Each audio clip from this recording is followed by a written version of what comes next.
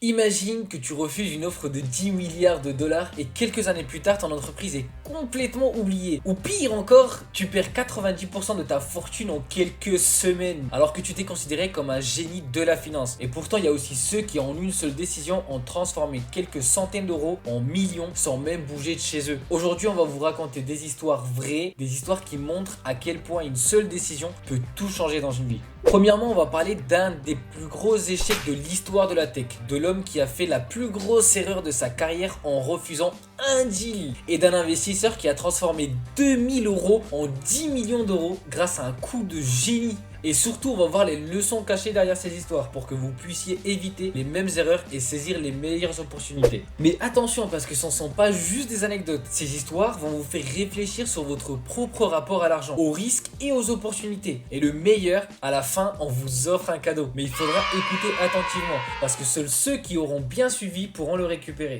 Et bien entendu, comme d'habitude, si vous aimez ce genre de contenu, faites exploser les likes, abonnez-vous et dites-moi en commentaire quelle histoire vous a le plus marqué et qu'est-ce que vous voulez écouter la prochaine fois. Mais surtout, restez bien jusqu'à la fin parce qu'il y aura un moment dans cette vidéo où je vais vous poser une question très spéciale. Et si vous y répondez correctement, vous aurez peut-être une belle surprise. Bon les amis, installez-vous et préparez-vous à découvrir les histoires les plus folles du monde de la finance et de l'investissement. Bon. Imagine, tu as 11 ans et au lieu de jouer à la console et de regarder des dessins animés, tu passes ton temps à lire des rapports financiers et des journaux économiques. Non, c'est pas une blague, c'est exactement ce que faisait ce garçon du Nebraska, un certain Warren Buffett.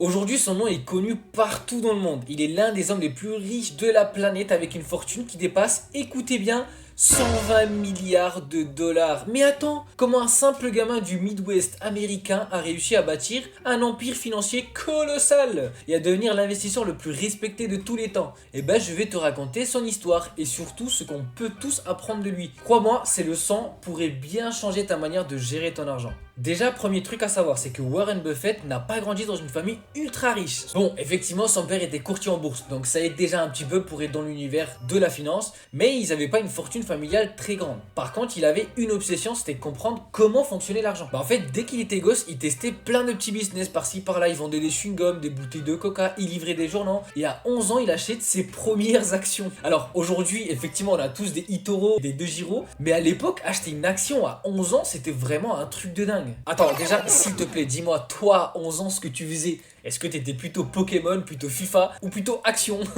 Ça m'étonnerait qu'à 11 ans tu prenais des actions. Donc dis-moi en commentaire ce que tu faisais à tes 11 ans. Et bah lui, pendant que nous on s'amusait à jouer à FIFA, lui il achetait 3 actions d'une entreprise qui s'appelait City Service pour 38 dollars. Et là, première grosse leçon, les actions descendent directement à 27 dollars. Mais bien sûr, au lieu de paniquer, il attend. Et finalement, il remonte à 40 dollars et il les vend. Et là, il est content parce qu'il a gagné 2 dollars par action, donc 6 dollars. Et là, il voit que les actions montent à 200 dollars.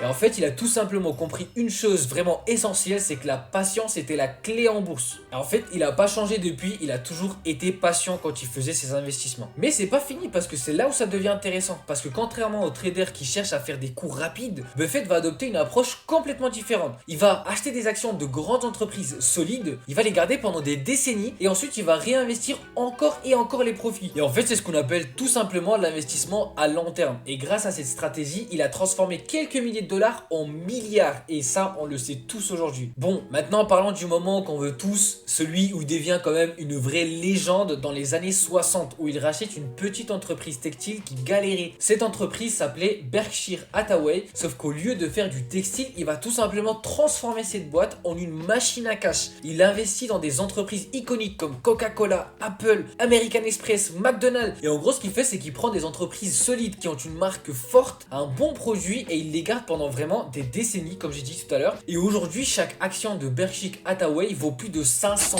000 dollars. Une seule action vaut le prix d'une maison. Mais le plus fou, c'est qu'en fait, n'importe qui aurait pu faire ça. Si en 1980, tu avais investi 1000 dollars chez Warren Buffett, aujourd'hui, tu serais multimillionnaire sans rien faire. Tu le laisses gérer.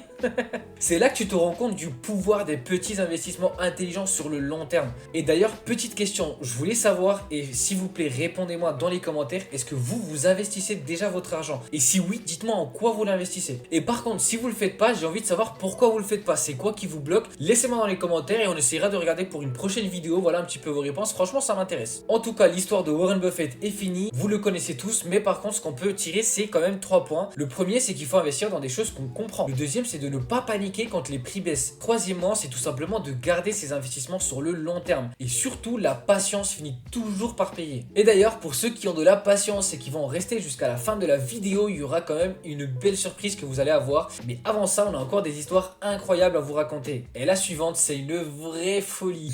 Ok, maintenant, imagine un truc. Tu es prof de maths, tu bosses tranquillement sur des équations et tout d'un coup, tu décides d'utiliser des algorithmes pour gagner de l'argent en bourse. Des années plus tard, tu es à la tête d'un fonds d'investissement le plus performant de toute l'histoire. Est-ce que ça te paraît fou? Parce que moi, oui, et c'est pourtant ce qu'a fait Jim Simons. Alors tu connais peut-être pas son nom, mais écoute bien cette statistique. Son fonds d'investissement, le Medallion Fund, a généré en moyenne 66% de rendement par an pendant 30 ans. Est-ce que tu vois Warren Buffett et ses 20% de rendement annuel? C'est un amateur à côté. Simons, c'est le mec qui a littéralement cassé le jeu. Et le plus dingue, c'est que personne n'a jamais compris exactement comment il a fait. Mais restez bien jusqu'au bout parce que son histoire est un pur cheat code. Bon, déjà, qui est ce mec? Jim Simons, à la base, c'est un pur génie de maths. Il bosse tout simplement pour le gouvernement américain en cryptographie. Donc il passe son temps à casser des codes secrets. Mais après quelques années, il se dit pourquoi pas, je ne casserai pas les marchés financiers. Et là, il quitte son boulot, il monte son propre fonds d'investissement et se met à faire ce qu'aucun trader n'a jamais osé faire avant lui. Utiliser uniquement des modèles mathématiques pour trader. Il a fini avec l'analyse des entreprises, les rapports financiers, les ouais, je pense que cette action va monter.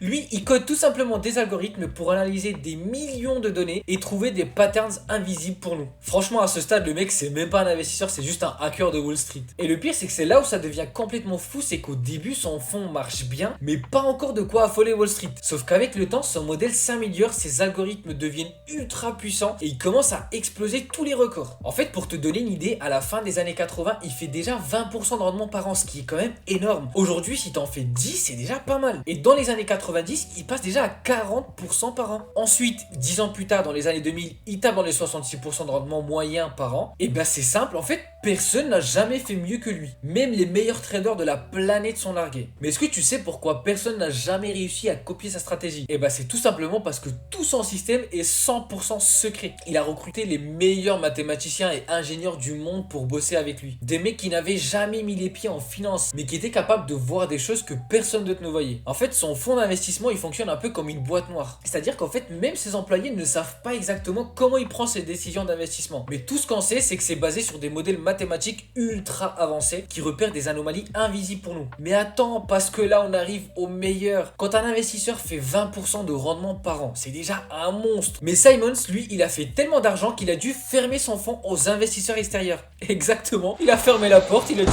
désolé, on prend plus personne.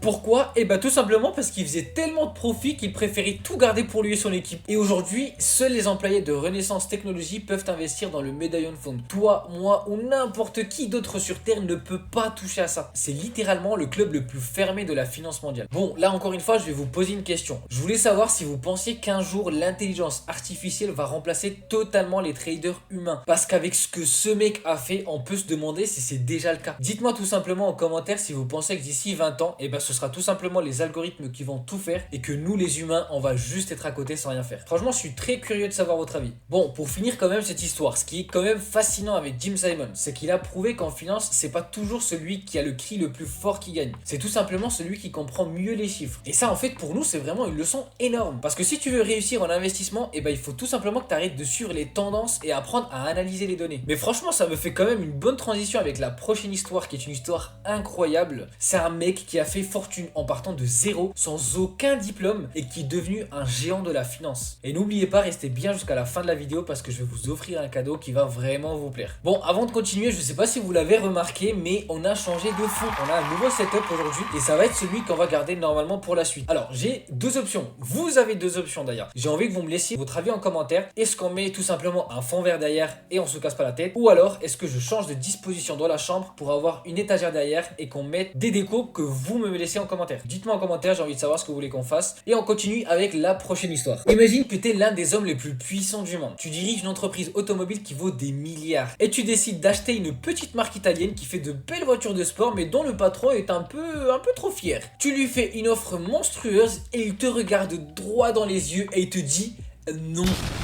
Résultat, ce refus va déclencher l'une des plus grandes rivalités de l'histoire automobile. Et au final, ça va donner naissance à l'une des voitures les plus légendaires jamais créées. Alors, peut-être que vous commencez à voir de quelle histoire je vous parle, mais aujourd'hui, je vais vous raconter le jour où Enzo Ferrari a humilié Henry Ford et comment Ford a décidé de se venger. Alors, si tu aimes les histoires de business, d'ego et de revanche, reste bien jusqu'au bout parce que c'est l'une des plus épiques qui existent. Bon, déjà, premièrement, pour comprendre ce qui s'est passé, il faut revenir dans les années 60. À l'époque, Ferrari, c'est la marque de sport automobile par excellence. Ils gagnent quasiment tout en course, surtout aux 24 heures du Mans. Et de l'autre côté, t'avais Ford, une entreprise qui était gigantesque à l'époque, mais qui fait surtout des voitures familiales. Et Henry Ford, le patron, il commence à en avoir marre. Il voulait que Ford soit plus qu'une marque de voiture classique et il veut du prestige, de la vitesse et de l'émotion. Et là, il a une idée, il va racheter Ferrari. Donc Ford, ce qu'il fait, c'est qu'il envoie une équipe d'avocats et de financiers en Italie pour négocier avec Enzo Ferrari. Et au début, tout se passe bien. Ferrari est d'accord pour vendre, sauf sur un petit détail. Ford veut acheter 100% de Ferrari. Mais bien entendu, Enzo Ferrari veut garder quand même le contrôle total sur la division course. Et là, c'est le clash. Henry Ford apprend que Ferrari refuse de vendre à cause de ça et il devient fou de rage. Alors là, vous vous dites, il aurait pu laisser tomber, passer à autre chose. Mais non,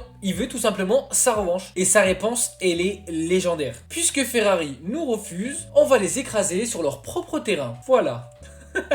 No comment. Et c'est là où Ford va mettre des millions de dollars sur la table et il va embaucher les meilleurs ingénieurs du monde. Il va créer une voiture conçue spécialement pour une seule mission, c'est tout simplement de battre Ferrari aux 24 heures du Mans. En fait, si vous voulez, c'est vraiment comme si Nike décidait demain de battre Ferrari en Formule 1. Personne n'y croit et au début, c'est un désastre. Alors, je pense que vous vous imaginez de quelle voiture je parle. C'est les premières Ford GT40. Mais malheureusement, elles étaient trop lourdes, trop instables. Elles explosaient les unes après les autres. Et Ferrari se moquait d'eux. Mais Ford n'a jamais lâché. Ils amélioraient les voitures année après année et en 1966, boum, Ford domine complètement Ferrari au Mans avec une arrivée mythique où 3 Ford GT40 passent la ligne en même temps. C'est vraiment l'humiliation totale pour Ferrari. Alors peut-être que vous vous dites pourquoi je vous parle de voitures dans une chaîne quand même de business et de développement personnel. Mais en fait, ce que cette histoire nous montre, c'est que parfois un échec ou un rejet peut être la meilleure chose qui puisse arriver. Si Ferrari avait accepté de vendre comme Ford le souhaitait, et Ford n'aurait jamais créé la GT40. Et au lieu de s'effondrer, ils ont tout simplement canalisé leur colère en une énergie incroyable. Et en plus derrière, ils ont écrit l'une des plus belles pages de l'histoire de l'automobile. Encore une fois, ce que je veux savoir en commentaire, c'est ce que toi, quand il y a un moment où quelqu'un te dit non, est-ce que ça te pousse à te surpasser ou alors tout simplement tu veux abandonner? J'ai vraiment envie que vous partagiez votre expérience en commentaire parce que je veux savoir. En fait, parfois, le plus grand moteur du succès, c'est tout simplement la revanche. Bon, cette fois-ci, imagine que tu es tellement un expert reconnu de la finance que tu es carrément invité partout à la télé pour donner ton avis sur l'économie. Et un jour, tu décides tout simplement d'avoir une prédiction qui te semble inévitable. Vraiment pour toi, c'est sûr. Et tu es tellement sûr de toi que finalement, tu mises tout dessus. Et là, tu te plantes complètement. Tu perds ton argent, ton entreprise s'effondre et tu te retrouves seul, sans un sou, à devoir mendier de l'argent pour survivre. Et tenez-vous bien, c'est exactement ce qui est arrivé à Ray Dalio. Ce mec qui des années plus tard est devenu l'un des plus grands investisseurs de l'histoire à la tête de Bridgewater Associates, un fonds gérant des centaines de milliards de dollars. Mais avant ça, il a connu quand même une humiliation publique totale. Alors comment est-ce qu'il s'est passé de la ruine totale au sommet de Wall Street? C'est tout simplement ce qu'on va voir maintenant et crois-moi, cette histoire va te faire voir l'échec différemment. Alors déjà, qui est Ray Dalio? Dans les années 70, c'est un jeune gars super ambitieux, passionné par la finance et il commence sa carrière sur les marchés financiers en travaillant dans une banque. Très vite, il se rend compte qu'il veut être son propre patron et il lance son propre fonds d'investissement, Bridgewater Associates. Et à la base, c'est lui tout seul, depuis son petit appartement, il conseille tout simplement des entreprises et commence à faire des analyses économiques hyper précises. Et le mec, il est tellement bon que rapidement, tout le monde l'écoute. Jusqu'au jour où il fait l'erreur de sa vie. Là, on est en 1982 et Ray Dalio est persuadé qu'une énorme crise économique arrive. Il se met à analyser des données, il va comparer avec des crises passées et pour lui c'est sûr que l'économie américaine va s'effondrer. Donc il va à la télévision comme il fait d'habitude, il fait des conférences et il dit partout que les marchés vont plonger et que les investisseurs doivent tout vendre avant qu'il ne soit trop tard. Le problème c'est qu'il s'est tout simplement complètement trompé. Et au lieu d'un crash, et ben en fait l'économie a explosé à la hausse. Les marchés sont montés en flèche et les entreprises font des profits records. Et Ray Dalio qui avait tout misé sur un effondrement, et ben perd absolument tout. Plus un sou. Il doit finalement licencier ses employés, fermer son bureau, il est vraiment ruiné. Et là, il se retrouve vraiment seul, sans argent. Il doit même emprunter de l'argent à ses propres parents pour survivre. Franchement, imagine le niveau d'humiliation quand même. Bon, à ce moment-là, beaucoup auraient abandonné. Mais Ray Dalio, il fait quelque chose quand même d'incroyable. Il prend du recul et se demande pourquoi je me suis trompé. Et là, il comprend une leçon essentielle. C'est pas parce que tu es sûr d'avoir raison que tu as raison. Il décide tout simplement de complètement changer sa façon de prendre des décisions et créer un système basé sur l'analyse des erreurs passées. Il note toutes ses décisions et leurs résultats et surtout, il s'entoure de gens qui pensent différemment de lui. Ensuite, il va appliquer un concept qu'il appelle la méritocratie des idées. En gros, ce qu'il veut, c'est que toutes ses décisions soient vraiment remises en question et il encourage carrément son équipe à critiquer ses analyses pour éviter de refaire la même erreur. Et là, petit à petit, il commence tout simplement à remonter la pente. Et finalement, grâce à cette nouvelle approche, Bridgewater Associates commence vraiment à cartonner. Année après année, ils vont gérer de plus en plus d'argent jusqu'à devenir le plus grand fonds spéculatif du monde avec plus de 150 milliards de dollars sous gestion. 150 milliards. Et ce qui est fou, c'est que Ray Dalio n'oublie jamais cette énorme erreur de 1982. D'ailleurs, il a même écrit un livre où il dit un truc vraiment génial, c'est que le succès vient de l'apprentissage des échecs, pas de leur évitement. Donc en fait, pour lui, il faut pas éviter l'échec, il faut vraiment faire l'échec, apprendre de cet échec et après tu auras le succès. Si tu veux, tu dois tout simplement échouer pour progresser. Mais ce que je veux savoir, c'est pour toi, quel est l'échec qui t'a le plus appris? J'aimerais vraiment que tu nous le racontes en commentaire parce que ça pourrait nous inspirer. Et au passage, encore rappel, pour célébrer ceux qui osent se relever après un échec, on va offrir un cadeau spécial à quelques-uns d'entre vous qui commentent. Donc n'oublie pas de liker, partager et de nous raconter ton histoire. Bon, on arrive inévitablement à la fin de cette vidéo. Et pour la dernière histoire, tu vas imaginer que tu vas créer une entreprise dans ton garage avec un pote. Tu l'as fait grandir jusqu'à en faire une multinationale qui vaut des milliards. T'es vraiment le visage de cette boîte. Tout le monde te respecte, te craint même. Et puis un jour, on te vire de ta propre entreprise. Tu n'es vraiment plus rien, humilié, oublié. Mais quelques années plus tard, tu reviens et tu sauves l'entreprise de la faillite pour la transformer en l'une des plus grandes sociétés du monde. Et c'est tout simplement l'histoire de Steve Jobs. Et crois-moi, elle va te foutre des frissons. Bon, c'est pas la peine que je vous dise qui est ce mec, tout le monde connaît Steve Jobs. Mais peu de gens savent à quel point son parcours était une dinguerie. On est en 1976 et les deux Steve, donc Steve Jobs et Steve Wozniak, ils vont créer Apple dans un garage. Leur premier produit, c'est tout simplement le Apple I et celui-ci il marche bien. Mais c'est vraiment avec l'Apple II qu'Apple va devenir une vraie entreprise. Et en quelques années, Apple va exploser. En 1984, ils vont sortir le premier Macintosh. Sauf que là, les problèmes commencent. Bon, le Macintosh était vraiment une révolution, mais en vrai de vrai, il se vend pas aussi bien qu'il le pensait. Les ventes sont vraiment décevantes, les coûts explosent et Steve Jobs devient incontrôlable. Vraiment, le mec était un génie, mais il était aussi ingérable, il était colérique et il était arrogant. Il va s'embrouiller aussi avec John Sculley, qui est tout simplement le CEO que lui-même a embauché. Et là, coup de théâtre, le conseil d'administration d'Apple décide de virer Steve Jobs. Steve Jobs, le fondateur d'Apple, est mis à la porte de sa propre boîte. C'est vraiment une humiliation totale. Il a 30 ans et il a tout perdu. Est-ce que tu imagines quand même? C'est vraiment comme si on virait Elon Musk de Tesla aujourd'hui. C'est inconcevable. Et Steve Jobs va vraiment toucher le fond. Bon, on va pas se mentir, beaucoup auraient abandonné à ce moment-là. Mais Steve Jobs, lui, il fait quoi? Il va tout simplement lancer deux nouveaux projets. Premièrement, il va créer Next, une nouvelle boîte d'informatique. Et ensuite, il va racheter une petite entreprise d'animation qui s'appelait Pixar.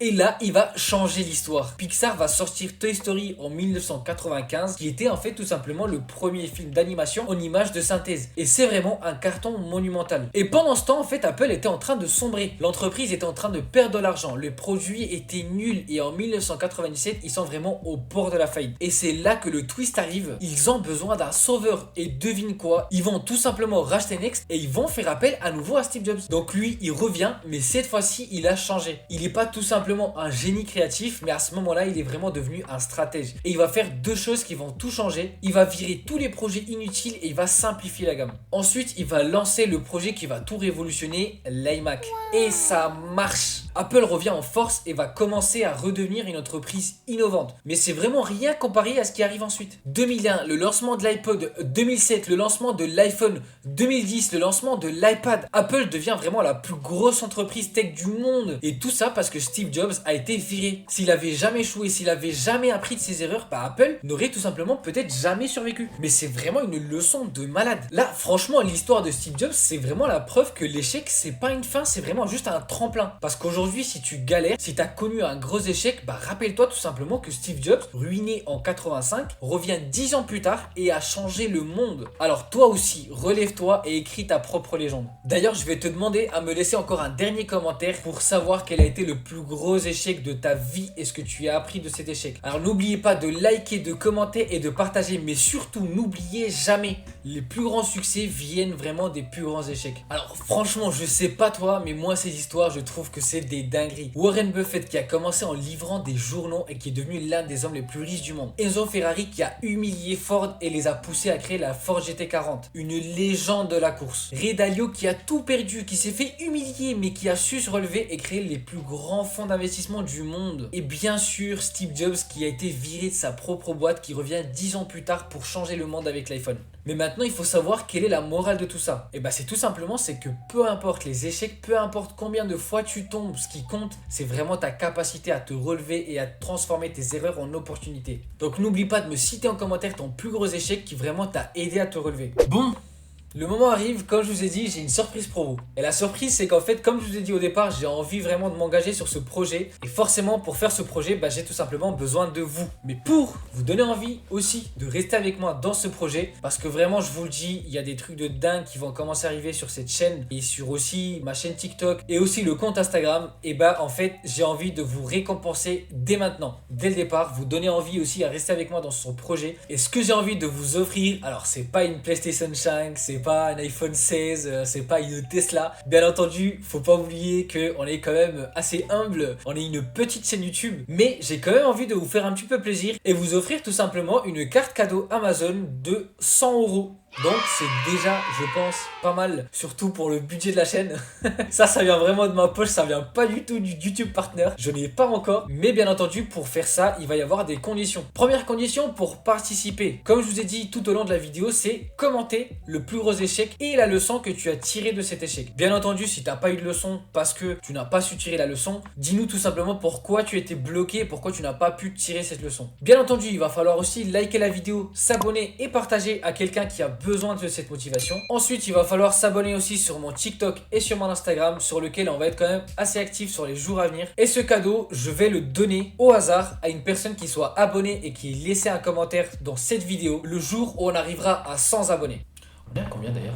En tout cas, j'espère vraiment que cette vidéo vous aura inspiré, mais imaginez tout ce qu'on peut encore raconter dans les prochaines vidéos. Alors active la cloche de notification parce que crois-moi, t'as pas envie de rater la suite. Allez, force à toi et souviens-toi que l'échec n'est pas une fin, c'est juste le début d'un grand retour. A très bientôt sur Meflous.